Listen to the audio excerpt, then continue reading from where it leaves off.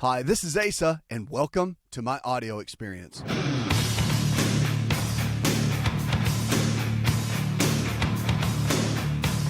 If the body can get sick, you can also get well. It's about lifestyle. So the choices we make today can and will determine the kind of health we're going to have tomorrow. So our choices matter. What we do matters, and it matters every single day. No one can take responsibility for your health or your life but you. And so you have to make those responsible choices to be healthy. But you know, the cool thing about it is that whatever we do, doesn't matter if you're eating healthier, starting a new exercise routine, adding certain foods into your diet, modifying your lifestyle, managing your stress, sleeping better, whatever it is. It's about lifestyle. So what we give ourselves, what we give our bodies every single day, the tools we give it, the nutrition that we give, all of that matters. And so no one is going to help take responsibility for your health more than you. And so you got to step up and really help take responsibility to make an impact and help, because really it comes down to what you do every single day. It's not some magical formula and just magic pill. It is something that we have to work on each day. Very, very important. Gardening is a big topic. And now, one thing I'll tell you is that gardening does not count as exercise. Okay, and they may say it does, but I'm telling you that's not the kind of exercise that's going to yield really good health benefits for you. There's a lot more work that has to be done than just that. All right, but nonetheless, gardening is good, and it's a good thing, and it's healthy for you. So spending time in a garden can help soothe the agitation that commonly strikes people with dementia. So when you look at about 17 past studies, British researchers found that evidence that watering plants or sitting or strolling in a garden can help soothe some dementia patients' anxiety. So dementia, as it progresses, it's common for people to become anxious, restless, and agitated. According to the Alzheimer's Association, sometimes there's a medical reason, such as chronic pain, and the person with dementia just can't explain it. Dr. Mark Stecker, who's the chairman of neurosciences at Winthrop University Hospital in New York, he said that although the problem stems from dementia itself, families and caregivers can often try reassurance of a calm presence, but just a nice smile can help, really. So even when we can't understand the language, we know from time that we're children that what a smile means, that it's great. So it's also helpful to dementia patients as a distraction, playing a game or taking a car ride. But what makes sense, they say, is the fact that gardening is making such a big difference, is going out in the garden and just being there around the small amount of work that it takes, but yet the meticulousness of it is extremely healthy for the brain. So the brain has certain instincts that even with dementia that it can pull on from memory to be able to do those daily tasks. And so that can be very, very helpful with those basic instincts, which is interesting. Really is. It's a very, very cool thing. So even when the brain's impaired, it goes back to its basic instincts. And gardening, for a lot of people, can be that. So one of the things I just don't like to see, and I know it has to happen with some people, but one of the things I just don't like to see is people that just, the elderly that are forgotten. People that get dementia that are forgotten, and they're just kind of pushed to the side. They're still living people, and they still have hopes, they still have dreams, they still have desires, they still have a life. And when they're considered out of the productive side of society, then they tend to be discarded. And I don't think it's right. I don't think it's fair either. So I think that we have to find activities for our loved ones that have been dealing with some of these disease or health challenges and give them options to have a higher quality of life. I think that's extremely important, more than anything, so they can make a difference. Powerful to see somebody's life change in a great way. 888-283-7272. And there you can find all the help that you need to really be able to thrive with your health. Let's go to Mary. Hi, Mary. I've got a problem with my fingernails. They're all starting to split from the top all the way down to the cuticle, or breaking off, and it all started all of a sudden. All right. Well, and one of the big keys you got to look at with the splitting of the nails, a lot of times there's there's certain vitamin or mineral deficiencies that can be causing that. And you can do some blood testing, figure out what that is. You can do a simple little blood test that will give you an overview of what might be going on inside there. And that is a really big tool to be able to help. I would check that out first and foremost. Now, the other thing, too, you want to look at that's important in the splitting of the nails, too, is iron. Okay, they're out of those vitamin and mineral deficiencies, a lot of times iron can be the culprit. But sometimes it's not just not having enough iron. Sometimes it can be the absorption of your iron. You may not be absorbing enough, and that really can become a bit of an issue, and that's what you want to look at. Okay, so the challenge is making sure that everything balances. That's the bigger key. All right, because at the end of the day, if you do have nutritional deficiencies, they're not balancing out where they need to be, then there's a bit of a challenge there. So I would get some testing done. Your physician, or get in touch with one of our lifestyle providers, and they can do some of that testing. Or our clinics, the Center for Lifestyle Medicine. We have multiple clinics that can help you along the way. All right, 888-283-7272. That's 888-283-7272. Lines are open with questions about your health. Now, fruit is powerful. I talk about it quite a bit. But fruit, they say now, every day can help your heart. And I think that's really, really a cool thing and really interesting as well. Just because fruits and vegetables we know are healthy for us, right? But 1.5% of Americans actually eat vegetables. We eat more fruit than we eat vegetables, probably because it's sweet. But they did a large study out of China, and it suggests that eating fresh fruit regularly can help prevent heart attacks and strokes. And adults who ate fresh fruit like apples and oranges every day had about 1/3 of reduction of dying from a heart attack or stroke. Matter of fact, fruit consumption is important for cardiovascular health, said lead researcher Dr. Liming V, who is a vice president of Chinese Academy of Medical Sciences in Beijing. But study participants who ate fruit more often had lower blood pressure and blood sugar and less frequent fruit eaters.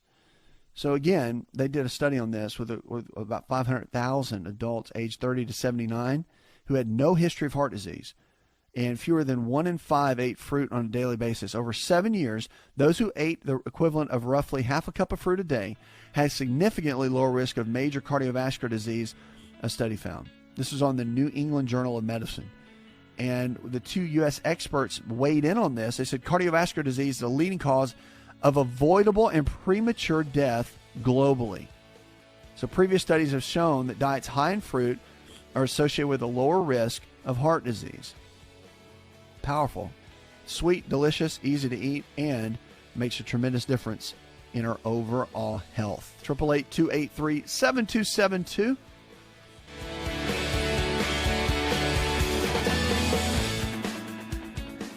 Hi, it's Asa. I'm giving you a copy of my best-selling book for free to help you in your health journey today. I'll pay for the book.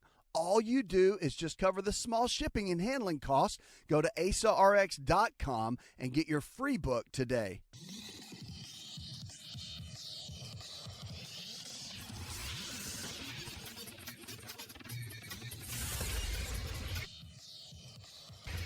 To find out more, connect with On Call Radio online at InShapeNetwork.com.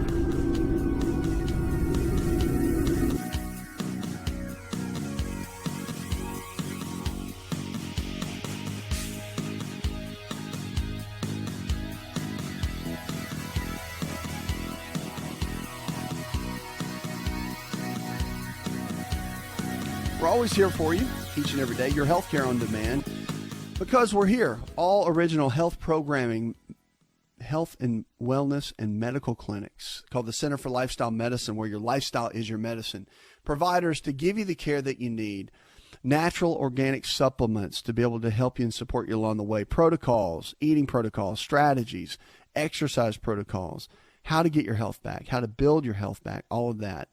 It's your health, right? It's your greatest wealth, and that's what we're here for each and every day, to support you and help you and equip you. That's what it's about. Karen, you're next on the line. How can I help? Recently, I had to go to the emergency room, because I had some severe pain, and I was diagnosed with acute pancreatitis and was told to go on a certain liquid type fast for a few days to bring the inflammation down. And I've been following that diet. However, I have slipped up in the fact that I've been eating boiled eggs to bring my protein level up, because I have hypoglycemia and I get really, really tired. Mm-hmm. And I don't know what I can do to keep my energy level up without the protein. The drinks like Gatorade and stuff, they can irritate my system and also give me migraines. Okay. Yeah, a couple things you've got to look at. First, we've got to figure out what the deficiencies are. It's a big one, right? So even with any areas, pancreas, whatever area you're talking about, you've got to figure out why the body's breaking down in the first place. So it's the root cause. And again, sometimes we don't know, but a lot of times we do. And the blood work and some other basic testing that can be done clinically can really help get those numbers. You can figure out exactly what's there. You can easily see what's happening inside the body, what is, what's not, and build a good solid game plan. So that's where I would start. And again, simply, it's not just something as simple as take this herb or eat this berry or do that. It really comes down to more of an overall game plan of what your body needs. That really is the ultimate key and the first thing you want to focus in on. All right. 888-283-7272. Give us a call. So annual COPD costs are going to hit about $49 billion by 2020. All right. CDC said this: the medical costs for chronic obstructive pulmonary disease in the United States are more than $32 billion each year. According to new research from the U.S. Centers for Disease Control and Prevention, the yearly financial toll of COPD, which includes emphysema and chronic bronchitis, is expected to reach an estimated $49 billion. So for the first time, analysis provides different, like, state-specific costs for COPD, and the medical costs associated with COPD are primarily paid for by Medicare. So COPD forced Americans to miss an estimated 16 million days of work, costing nearly about $4 billion overall. COPD, which is chronic obstructive pulmonary disease, it's a serious lung condition that creates scarring and is very challenging to a lot of people. It's chronic. It's in the lower respiratory area. It's the third leading cause of death in the U.S., according to the news release. So roughly 80% of COPD-related deaths are due to smoking. And in 2010, the condition claimed almost 135,000 lives in the United States. Following year, it was estimated about 13 million adults in the U.S. had COPD. So again, it's smoking is a big deal, right? And so it's one of those situations that we have to do everything we can to make the right choices. If you have COPD, just know that there's a lot you can do with your lifestyle to unwind that and to get things back where they need to be. So you don't have to be stuck. You really can unwind a lot of it by making better choices. L-taurine, there was a study that came out, L-taurine, Taurine. It's an amino acid, can help regenerate a lot of what's lost with the smoking. So it can help rejuvenate a lot of the lung tissue. There was a study done about that. So again, nothing is promised and nothing is presented as a complete rehabilitation on that, but there is some hope that they say about every 8 years your lungs can regenerate from the point for the damage that was done from the smoking. So it's pretty cool. The body regenerates. It's very, very neat how that can happen and how you can give your body a second lease on life many times. 888-283-7272. I'm America's Health Coach, as always, here for you. And you can give me a call. Go to 888-283-7272. Whenever you're struggling with anything, we're here for you. That's what this whole show is about, to give you a better life, a better lifestyle, to make better choices, to be able to live and thrive and do better. All of that really does make a difference. So a lot of the gene mutations are happening right now. Genetic mutation seems to be ramping up in the brain now that we're getting a better understanding of how mutation triggers feeling of pleasure and gratification. So obesity is typically caused by a combination of overeating, lack of physical activity, and genetics. So the most common genetic cause of obesity is a mutation in the melanocortin 4 receptor gene. This is British research found in the Journal of Clinical Endocrinology and Metabolism. Scientists compared 8 people who were obese and had the MC4R gene mutation with 10 people who were overweight or obese that did not have it. Using functional MRI scans, study authors observed how pictures of tempting foods, such as chocolate cake, activated the reward centers of the brains. The response to the photos of appetizing foods was then compared to the different groups. And surprisingly, participants who were the same age and weight had different responses to those. Those with a genetic mutation were stimulated more. Pretty amazing. So there is a genetic component to it. It's not everything, but it's genetics. And you can overcome your genetics. I always say you can beat genetics in a lot of ways with our lifestyle choices and what we commit to do each day. 888-283-7272.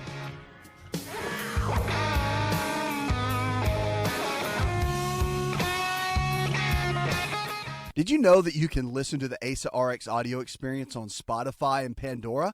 For all the ways to watch and listen, check out our show page at asarx.com/experience.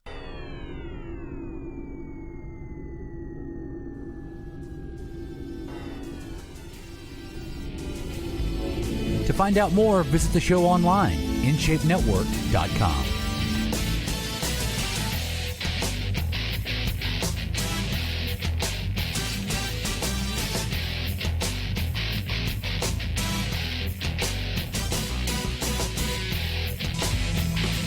Are you living in shape?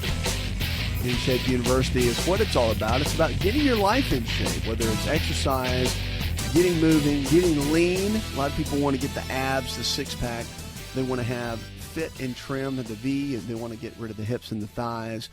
But I think getting in shape is something that we all want. Fit is healthy. Strong is the new thin, as they say, and strong is healthy. So it's not so much just about looking like the latest Hollywood star, but it's really about getting in shape. You know, it really is about living a healthy lifestyle. And that's what this is about. And that's what I love really pushing people for, is to get in shape. You know, it's funny because when I was in high school and middle school and played sports my whole life, they would always say, you got to get in shape. Time to get in shape. Got to go stay after practice, run extra to get in shape. And that was always a concept that reigned with me of what it meant to be in shape. It's like there's always, life is in season all the time. Like, we have to be in shape. I want to be in shape every day. I don't want to be able to not walk upstairs. I want to be able to do a pull-up. I want to be able to do a push-up. I want to be able to go water ski. I want to be able to snow ski and not say, well, I'm this age, so I can't do that anymore because I might break something or I might tear something. Like, I hear that a lot by people, and it's like, when is it that you turn 60 or 70 and you can't go snow skiing anymore? Like, what's up with that? You're worried you're going to break a hip? Really?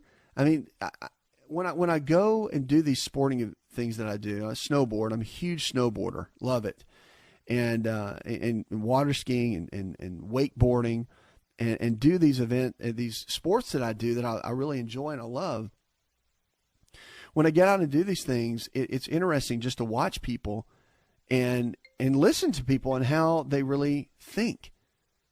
Because it's amazing to see that some people really just think that at a certain age it's time to hang it up, or you gain 50 pounds, so you just can't do that anymore. And it's just, that's part of your youth. That was then. It's not now. That was back then, not now. But the reality is that we can still stay in shape and do the things we need to do. But I will tell you this, that as you get into different decades of life, it's important that you maintain your flexibility. It's important that you maintain your core strength, and it's important that you maintain your overall strength to keep your body in a certain place so that you can function well. And one of those keys, as much as I would say exercise 5 to 6 days a week, I would say move at least 6 days a week. I don't care what it is. You have to do something 6 days a week to get your body moving. And if you're high intensity all the time, you want to go 5 and take 2 days off.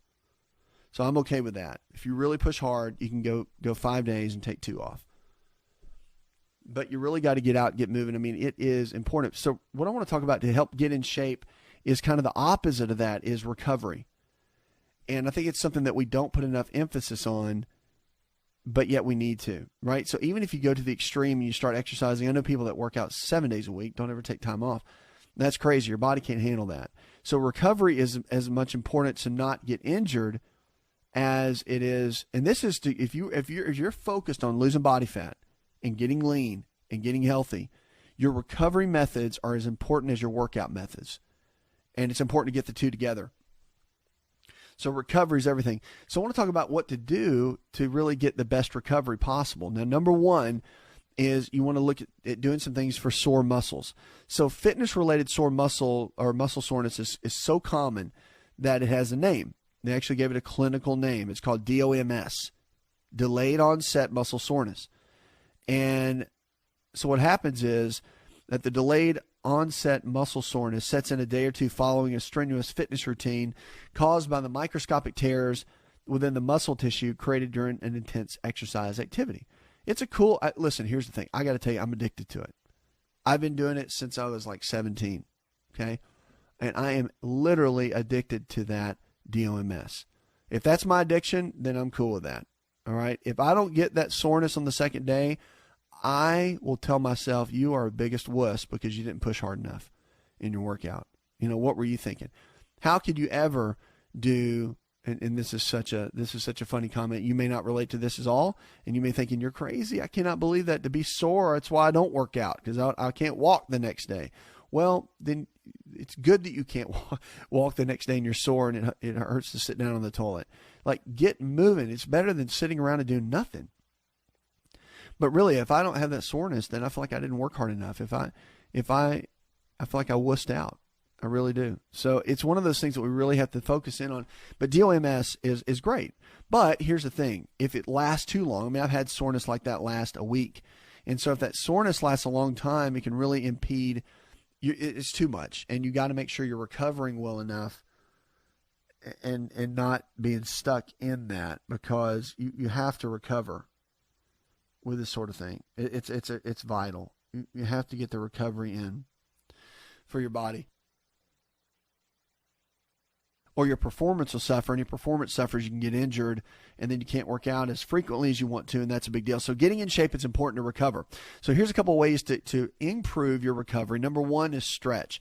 Stretching before your workout and after your workout, what we call dynamic stretching or static stretching, different types. Those static are the kind you hold, you know, where you like lean down and grab your hamstring, hold it.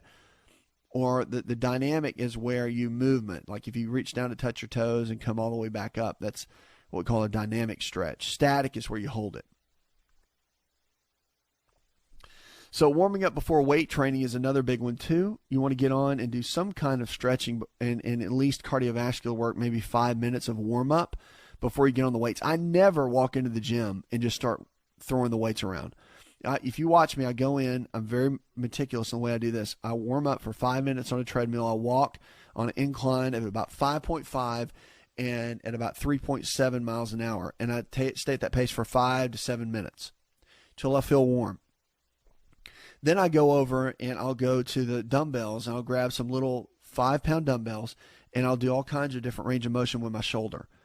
And little presses, side raises, rear raises, twisting movements, to get my shoulders completely warmed up if I'm doing upper body. So I do that for 5 minutes. Then I go start warming up on my main area, like if I'm going to do back or if I'm going to do arms or shoulders or chest. Then I go and get started on the moderate weight, and then I go up to a heavy weight. Okay?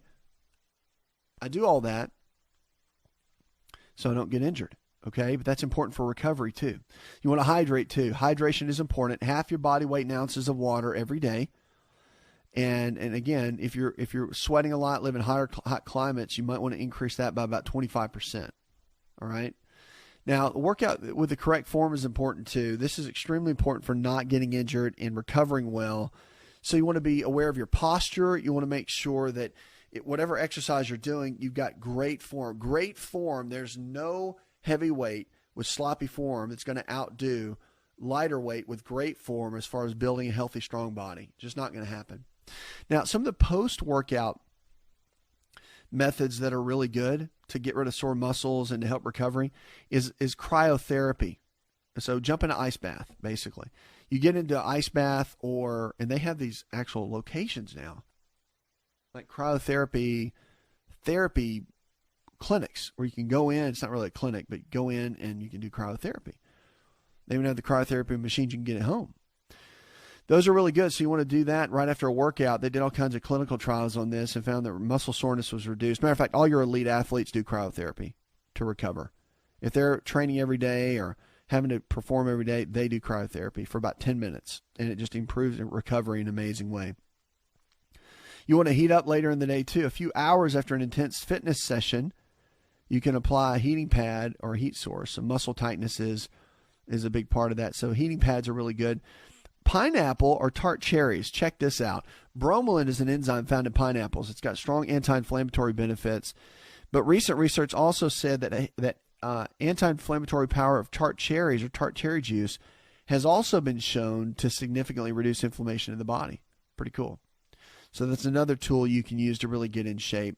Because again, when you're getting in shape, if you want to lose body fat, tighten up, get your body fit, really get healthy, the recovery aspect of your workouts are extremely important. So, just to recap, you want to make sure that you stretch, whether it's dynamic holding or movement stretching, which is dynamic or static. And then you want to warm up before your weight training. If you're going to do any type of workout session, warm up. Spend 5 to 10 minutes warming up. Never miss that. Hydrate yourself. Half your body weight in ounces of water every single day is going to help your body get in the best shape possible. Work out with correct form. Don't be sloppy. Jump in an ice bath or get in a cold shower for at least about 2 minutes after a workout, and it'll improve recovery. Heat up later in the day. You can always use heating pads on certain areas of the muscles that tend to get sore or joints that get sore. And consider using pineapple or tart cherries a couple times a day. Who needs anti-inflammatories? Just eat a bunch of tart cherries, right?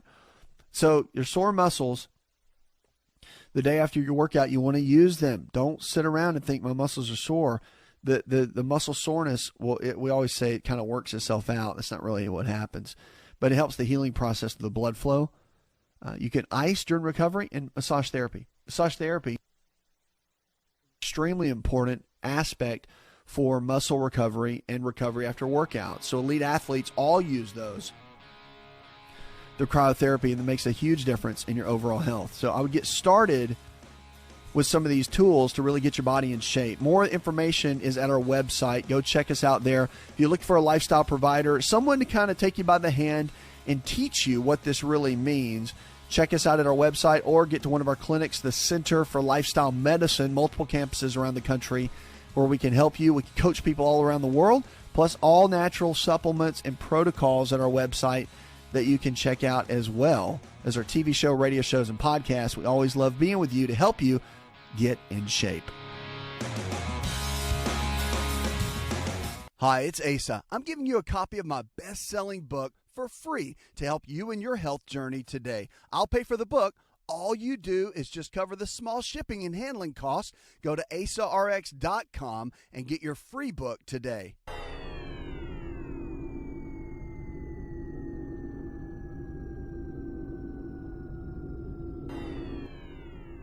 Connect with On Call Radio and watch On Call TV at InShapeNetwork.com.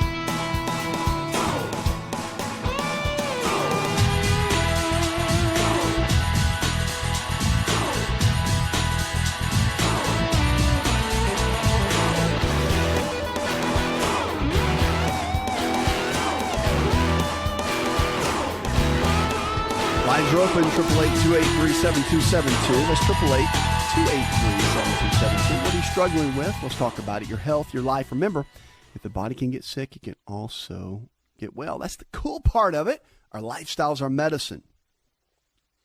In so many different ways, our lifestyle can take us to the next level with our health and life. Let's get to the phones and talk to Tricia. Hi, Tricia. I'm calling because I had back surgery, and I had long, beautiful hair, and it all fell out after I had the surgery from the IV drugs they were giving me in the hospital.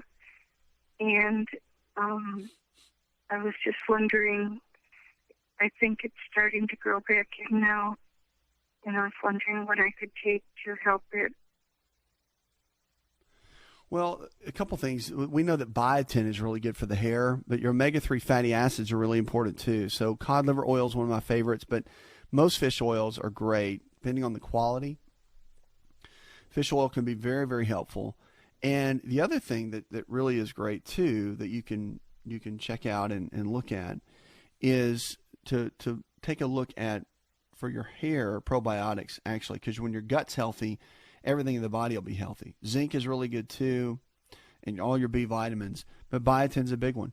And then your proteins, okay, your food sources. Plenty of dark leafy green vegetables, that makes a difference, but also your protein sources like chicken, fish, beef, or eggs. Eggs and fish are really, really great. And if you're more on the vegetarian side, I get that, but just know that protein is extremely important for your hair, and it does make a big difference in the quality of it. But your fats and your fatty acids, avocados, monounsaturated fats, all that is very helpful at giving the hair that sheen and that shine and that quality. Remember, all the health that we get, that we have, comes from the inside out. So we really want to have health. You want to have it from the inside out. That's the big key that we have to look at, is really building that more than anything else. Okay, and that's where you're going to get, especially with your hair, skin, hair, nails, all that. It really comes from the inside. It's not what we do so much from the outside that makes a difference. 888-283-7272 is the number. You can give me a call. It's your Healthcare on Demand. I'm America's Health Coach. Always here to be with you, to help you, encourage you. Marshall in Hilldale, California, says, I need some exercise ideas for someone that works 10 to 11 hours a day and doesn't have a lot of free time. Okay, cool. One of the things you got to do and look at with your exercise is, don't ever tell yourself, whenever you tell yourself anything negative, the brain shuts down. You always have to look at possibilities. You always have to tell yourself the possibilities. You always have to give yourself the possibilities so that you can thrive, okay? Because if you want to hit your goals, then you have to lay it out. That's very, very important. If you don't lay it out, it won't happen. Not going to happen. So that's one of the big keys of what you really want to do, and I would encourage you to do, first and foremost, okay? So number one, if you're looking at exercise ideas, is you got to tell yourself you do have the time. And really, 20 to 40 minutes is all you really need. I would say work out before you go to work. I don't care what it takes. I know you're working 10 hours a day. I don't care what it takes. Don't watch television. You have to give up something to get something. But I'm telling you that to try to work out at the end of your day, not going to happen. So you got to get your routine down where you get home, get to bed, take care of the kids, whatever you got to do, go straight to bed, and you get up early and go work out. And it will be very, very difficult for the first month, maybe even 2 months. It tells you just 21 days and you'll be used to getting up at 4 a.m. Not going to happen. It's going to take about 2 months. But you got to do it over and over and over and over again. You push yourself long enough and it'll become a habit. All right? But you push yourself hard enough, push yourself long enough, and it will make a difference. So you want to start out by doing that and then get your body to a point where you can really do well and you can thrive. And that is the key. So your exercise routine is going to be extremely important. Now, the ideas I would say for you, I would weight train 3 days a week and do your entire body, split it up. Like, for example, chest and arms on Mondays. Wednesday, do your lower body and some shoulders. Or maybe just do lower body on Wednesday, and then on Friday, do your back and your shoulders. So you want to, and then your opposite days, like Tuesday, Thursday, Saturday, do cardio. So you can run, go jog, get on a treadmill, ride a bike, go swim, do something for 30 minutes. So you mix up your other parts of your body and you do something totally different. That is going to give you the best balance of what you're looking for. Okay? That really is the key. So if you want to get balanced and you want to really hit your goals, that's the best way to do it. Otherwise, you can walk every day. But if you want to hit a good, you have to hit the weights, I think, to build a good physique that is strong, what we call strong. So the functional movements, all that is extremely important to really give your body what it needs. And I would make that really the key to your overall routine and make that the overall game plan. Okay? Because at the end of the day, your exercise routine is, I think, one of your lifelines. Your eating habits and your exercise routine, your relationships, your sleeping habits, all that's your lifestyle, man. You have to manage that. That is a big key. And you got to keep it as balanced as possible. Puts another hour in the charts. I'd like to thank our producer, Jay Patrick, engineer John Garrison, and the rest of the team. Go tell one person something you learned on the show. Together, we can transform the health of our friends, our families, and our communities. You're listening to the show that helps you get well, stay well, and live well. We're diagnosing hope one person at a time.